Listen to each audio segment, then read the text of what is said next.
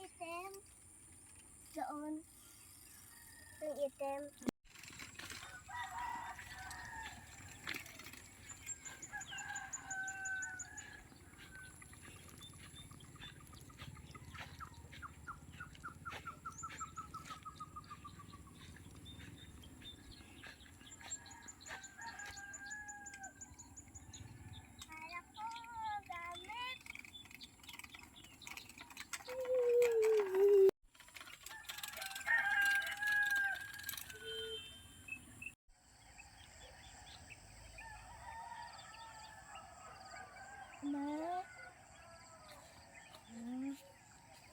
Napuntahin niya si Tita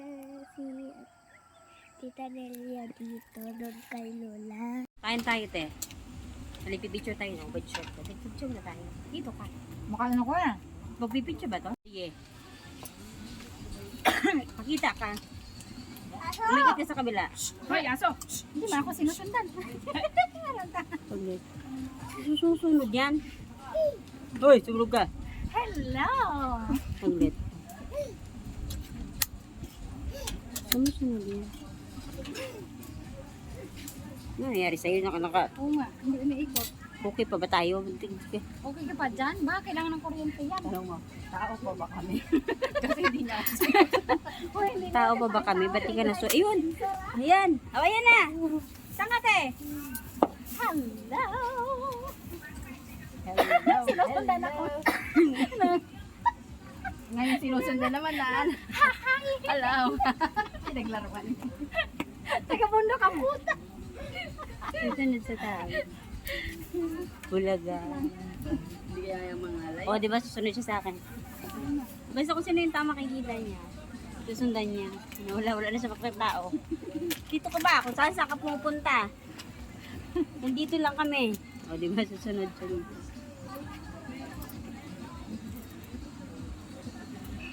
Hindi ka naman humarap sa kanila.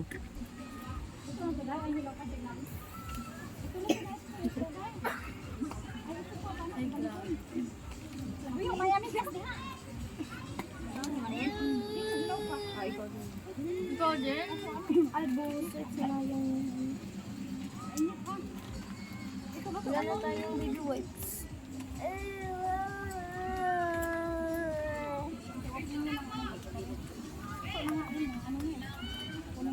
O, may pagkain ba dyan? Wala, di ba?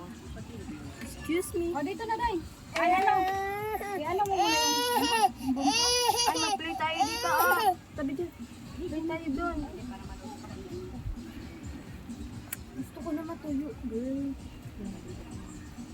Ay, kaalan ko. Digang! May pahinga. Nakasira ko eh. Baka hindi ka kumain. Hindi kumain ako niya. Parang ako pag inasig kasi mainit sa lalamunan. Sakit na ako. Sabutan na. Ito, tubig. Tubig? Abot nga ako, te.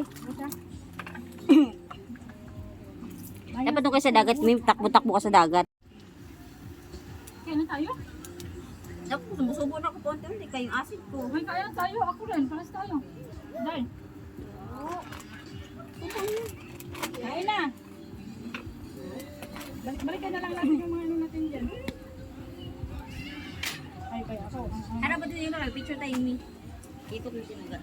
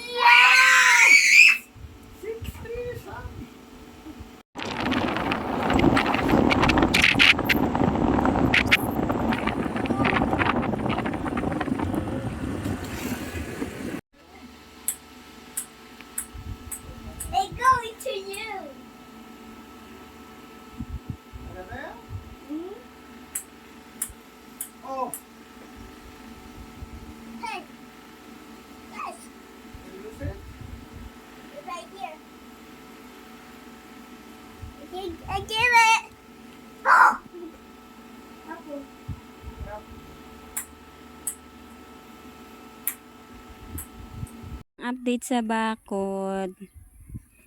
Ito ba? Ito. Pang 8 patong na yan. Dapat 7 lang yan. Yan. 7 patong lang yan sila. Kaya lang, kung dito ka sa labas magtingin, mataas na siya. Pero kung doon ka sa loob tatayo, lalo na sa part dito, medyo mataas kasi yung lupa sa loob. Ang baba niya, kayang talunin ng tao. Kaya, pinadagdagan namin, yan. Pinadagdagan namin ng pang 8 patong. Last na yan. Papantayan na yan siya doon sa may post, pinaka-poste ng gate. So, ayan na siya. Ayan lang muna. Mula sa may gate, papunta dito sa may harap. Hanggang dyan lang muna ang budget natin for the bakod. Project ng bakod part 1. And then, si Marius, ayun, naglalaro. Zoom natin. Dahil may fine sands dyan, para sa pang finishing bukas, ayan, dinala ang kanyang truck at saka ang kanyang backhoe. Maglalaro daw siya. Buti bumaba na rin yung lagnat kasi na kagat ng aso nung nakaraang araw. Kaya, nabakunahan. 5 shots na yan siya. And then, tinitingnan ko ngayon dito sa labas kung saan pa ako dapat magtanim ng puno para may lilim naman. Kasi pagtanghali, may puno naman na siya, kaya na pagtanghali, hindi pa siya enough para i-cover yung init. Mainit pa din. So yung mangga, okay na yung mangga. Yung likod ng mangga, dapat mataniman pa doon. Tapos dito banda, dapat may puno kasi sobrang init. Kapag ganitong summer, Diyos ko, maghahanap po talaga ng lilim. So dito, ang daming tinanggal dito. Pakita ko sa inyo, papasok tayo sa loob. Wait. So ayan, kung dito, taas diba, nasa loob na kawa, mataas siya. Kasi medyo mababa yung lupa dito. Kaya lang, pagdating na dito, ayan, mababa na siya kasi mataas na. Diba? Lalo na, kung dito ka na magpatong, sa mataas na may tinatawag namin dati na punso. Yan, kasi mataas na parte na talaga to. Wait, ayusin natin yung, yan. Diba? Doon ako kanina sa may upuan eh. Kita nyo ba? Yan, dyan ako sa may upuan kanina. Tapos, ayan. Pag dito ako nakatayo, mababa na siya. Kaya pinadagdagan namin. Dapat sana, ito lang sa harap ang padagdagan ko. Yan. Kaya lang sabi ni Magdar, sagad lang daw dun sa dulo para pantay. Pangit ka naman, tingnan kung dito lang sa harap. So dito, ang daming pinuti na puno. Oh my God. Yung malunggay ko sa bagay magtubo pa yung malunggay niya. Tsaka ang daming anay namin nakita dito. Feeling ko itong buong part na ito marami siyang anay. Kasi ang dami namin nakitang anay dyan. Kaya inanuhan agad namin ng sulignom. Binuhusan namin. Pati yung ilalim nito. Yan may mga butas. Binuhusan nila ng sulignom. Ewan ko kung di ba mamatay yung mga halaman ko dyan. Wala, tapyas yung. Dami ko pa naman bagong tanim na San Francisco. Ayan, tapyas. Inapak-apakan na nila. Tas, eto, nursery ko. Tinaniman ko ng mga ng mga seeds. So, eto, maganda na to siya kasi ang ganda na ng pwesto niya. Ang ganda na ng tubo. Pinaghalong pink at saka peach. Tapos may dinagdag ako dyan na double na gumamela. So, ito na yung bakod. So, wala nang dapat ipangamba si Magnar kapag dati na sweetheart, tapos ngayon Magnar na lang. Char. So, wala na siyang ipangamba kung magkaroon man ng sunog kasi nagkaroon na naman ng grass fire nakaraan dyan sa harap bago pa man kami umuwi. Tapos, ngayon, kung magkasunog man, hopefully, hindi na siya ganun ka-word kasi semento na siya. And then, pag masama naman yung panahon, hindi na nakakatakot kasi wala nang matutumba. Except sa side na to kasi, eto, hindi pa namin to siya gagalawin. Kasi, wag na muna. Saka na lang pag may budget na ulit. Mayroon pa naman budget, kaya hindi natin pwede isagad yung budget. So, for the meantime, ganyan lang muna yan. Ipapalagyan ko na lang ng suporta yan sa mga trabahante. Tapos, pati sa likod. Hindi pa muna namin gagalawin. Siguro mga by December siguro or next year ulit or baka September, depende kung maganda-ganda ang panahon. Yung sa likod naman doon, paikot sa kabilang side. Kasi sa ngayon, dito pa muna kami. Buti ang gate na is fix na.